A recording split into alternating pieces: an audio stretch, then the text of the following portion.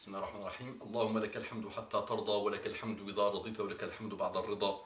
اللهم صل على محمد النبي الأمي وعلى آله وسلم تسليما كثيرا.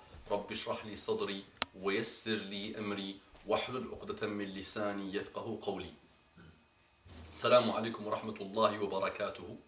Que la paix d'Allah subhanahu wa ta'ala, sa miséricorde et ses bénédictions soient sur vous, mes frères et sœurs partout dans le monde.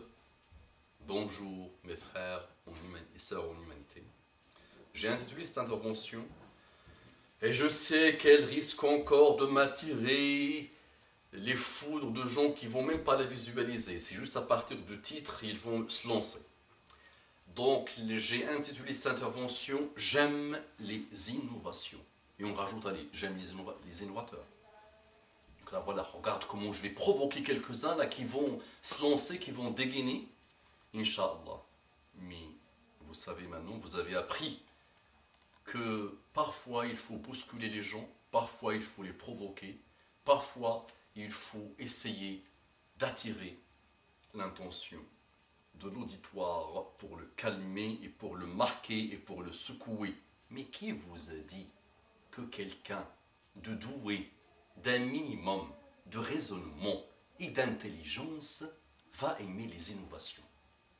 Et à partir du moment où tu dis, voici la liste des innovations, qui a un cerveau et un cœur, et qui a un bon rapport avec Allah subhanahu wa ta'ala, qui a taqwa wa khashiyatullah wa hubbu Muhammad sallallahu alayhi wa sallam, taqwa, la crainte d'Allah, khashiyatullah équivalent, la première science qui va monter, c'est la science de khushu', khashiyah, khushu', taqwa, la piété, la crainte d'Allah. Qui a tout ça pour aimer une innovation ou pour la suivre si il sait que c'est une innovation démontrée, prouvée par nos savants?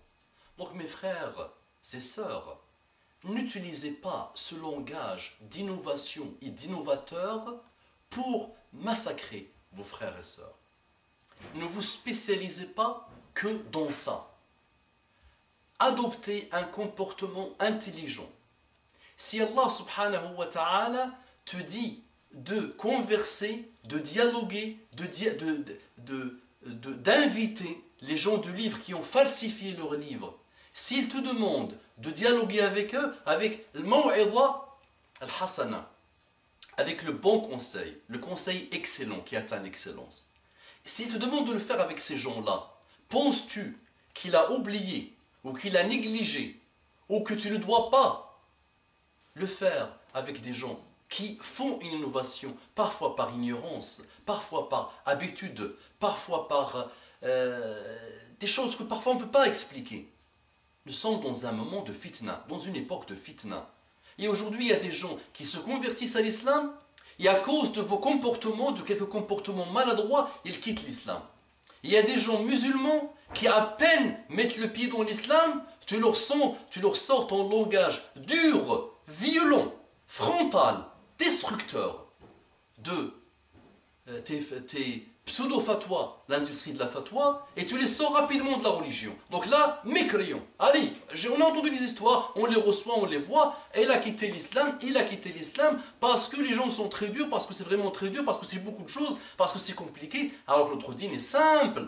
Est simple. Donc, mon frère, si Allah subhanahu wa ta'ala demande à Haroun et à Moussa d'utiliser et de parler doucement, d'utiliser la parole douce, idhaba ila fir'auna innahu tagha faqula lahu qawlan layyinan la'allahu yadhakkaru aw yakhsha. Allez voir Pharaon, dites-lui une parole douce, peut-être il va se rappeler et il va craindre Allah. N'oublions pas à noter que Pharaon avait dit Ana rabbukum al-a'la, je suis votre Rabb, votre ilah, votre Dieu. Et il a dit aussi, je ne connais pas, je ne vois pas, je ne reconnais pas pour vous un Dieu autre que moi. Ça c'est Pharaon qui a prétendu qu'il était Dieu sur terre. Regarde, Allah subhanahu wa ta'ala qui avait déjà formé Moïse et Haroun, Moussa et Haroun. Ils sont déjà formés. Et un des derniers conseils qu'il leur a donné avant qu'ils partent voir Pharaon, c'est la douceur. La douceur. Rifq. Rifq. Ma kana rifq fi shay'in illa zanahu. Muhammad sallallahu alayhi wa sallam dit. Rifq, la douceur, quand il est dans quelque chose, elle l'embellit. Apprends. Mon frère, ma sœur, ceux qui n'ont comme science et comme taqwa et comme ma'rifa et comme savoir que 4 ou 5 choses, Ibn Taymiyyah, l'imam Ahmed ibn Hanbal, Ibn al-Uthaymin, Ibn Baz, l'Albani. C'est le seul langage. Tu les vois partout. Toi, tu ne connais pas parce que moi, je connais, j'ai un peu étudié, j'ai vu Al-Albani. Mais c'est une insulte pour ces gens-là, ce que vous dites. Pensez-vous que leur vie se résume à combattre l'innovation et les innovateurs? Ibn Uthaymin, par exemple, 5000 heures sur Internet, minimum. Étudie mon frère, ma soeur. Étudie mon frère, ma soeur.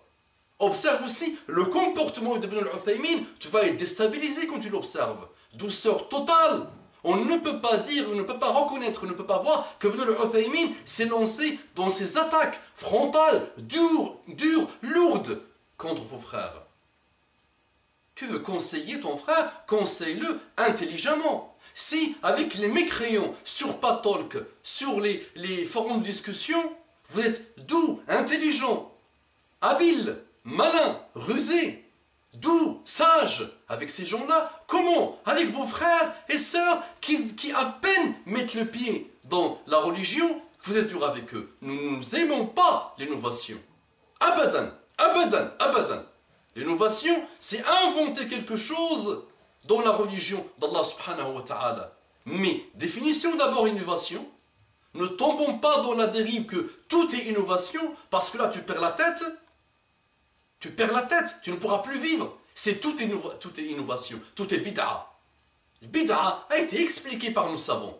Elle est bien expliquée, elle est bien connue et reconnue.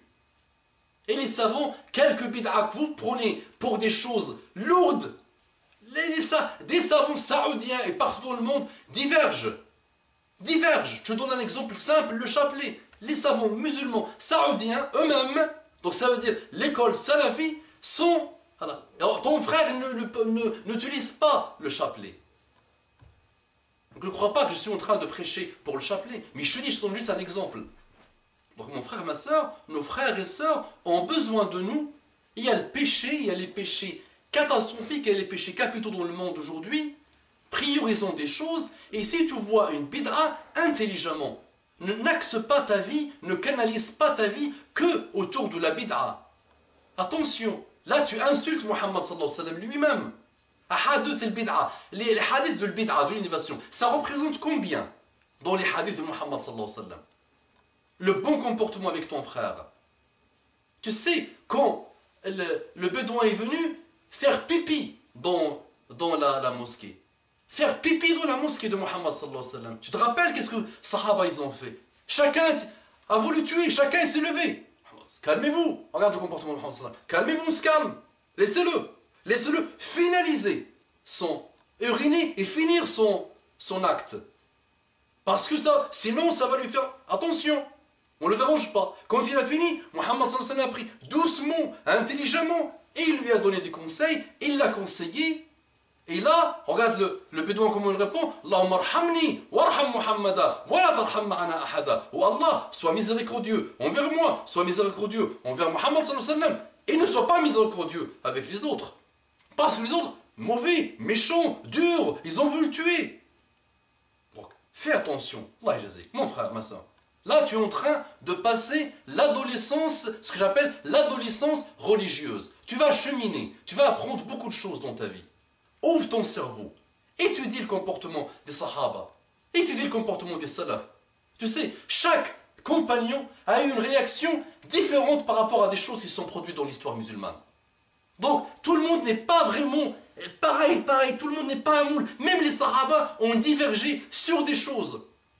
Je te donne l'exemple simple. Quand on a encerclé Abdullah ibn Zubayr, il y a eu des sahaba, chacun a eu un comportement différent par rapport à cet acte de l'histoire. أقول قولي هذا وأستغفر الله لكم فاستغفروه إنه كان غفورا رحيما. اللهم صل على محمد النبي الأمي وعلى آله وسلم تسليما كثيرا.